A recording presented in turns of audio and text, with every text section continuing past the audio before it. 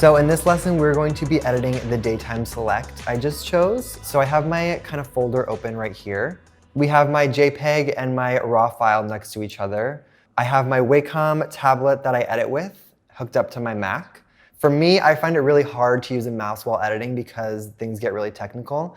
I like to almost kind of paint over my images and feel like I'm really kind of in it. So this tablet acts as kind of a connect to that without using a mouse. So we're just going to open this file and it'll open in Camera Raw on Photoshop. So let's just double click. So now that we're in Camera Raw, the file has opened as a non-processed photo. So I like to think of Camera Raw as kind of editing the image before it's exported out of the camera. So within Camera Raw, you can change things like temperature, tint, white balance, exposure, and so on, and it won't mess up too much with your image as long as you don't go crazy with it. So right now we're in the basic panel and we're going to just play around with everything here. I really like to go through each panel and play with everything. That's why it kind of takes so long to edit, but for me, it's definitely worth it. I also like just playing with auto and seeing what it can give us. So you can tell that it's kind of evening out the highlights and the shadows, which I totally like to do. So I'm going to leave that in auto and play a little bit more.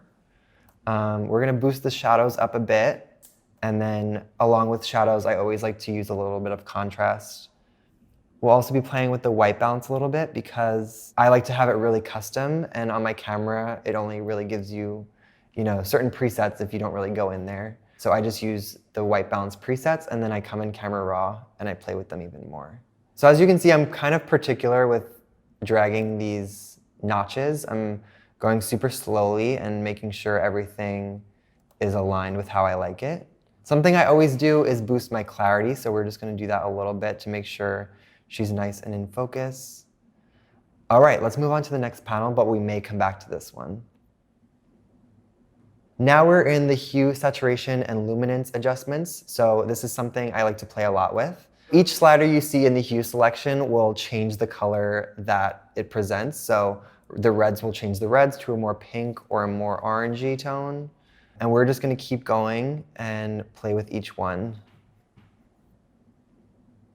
Right now I'm just looking at it if each color is changing and to what color I like it. As you can see, her skin tone is kind of blending in with the background color, which may be a problem later on, but we're going to get to that. Let's go to saturation now and play some more with these. There's a lot of yellow in this image, so we're going to keep the saturation just as is. Luminance will kind of boost that color's vibrancy, so as you can see, the yellow is kind of boosting that while keeping the same kind of tone. We're going back and forth, as you can see, because other things will adjust themselves. I always kind of zoom out as well just to see how it looks, kind of get a better eye. OK, we're going to move on to split toning. So this section is separated into highlights and shadows, and the hue will place kind of the color that it shows within the highlights of the image. So if we up the saturation, you can see that on the highlights, it's making it a little more red. It comes in handy if you know complementary colors because of how they're interacting with each other. So I don't do too much here, just a little bit. Visually, I feel like the shadows don't need an emphasis in any color, so we're just going to keep going. Moving on to the effects panel, we can play a lot with grain and vignetting. I don't really touch the grain because I like to have my images without grain, but I will play a little bit with vignetting and have a little better focus on Isabella. So I kind of like how that one is. I'm really particular with it. I don't move it too much, as you can see. This is one of my favorite panels. It's the calibration panel. And this just kind of plays with the colors in a more dramatic way. We're just going to go through each of these sliders and see what it comes up with. It's all about kind of experimenting through and seeing what you like. The green slider is giving us a lot of different information because of how the colors are on the image. There's a lot of green going on. So we're getting a lot of dramatic changes with this one. Let's move on to the blue. The blue is doing the same, but not as much. Cool. I'm going to go back to basics and just kind of see if everything's looking how I like. Because it's a daytime image, it doesn't need too much correction. Sometimes with the darker lit images, they require more steps in Camera Raw. So this one's looking pretty nice. So under the image, there's actually some more options right here. And this one in specific cycles between the before and after. So it gives you a nice side-by-side of the unprocessed image versus the one I just edited.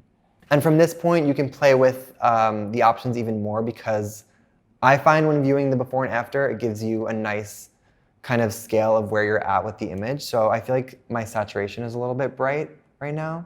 So we're just going to come down here and put the vibrance down just a bit.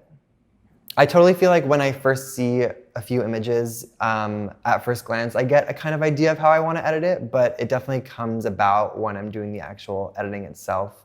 And also what mood I'm in, if I want to go really hard with the edit or I want to keep it kind of soft and subtle. At this point in the process, we can actually save this preset because I'm pretty happy with it.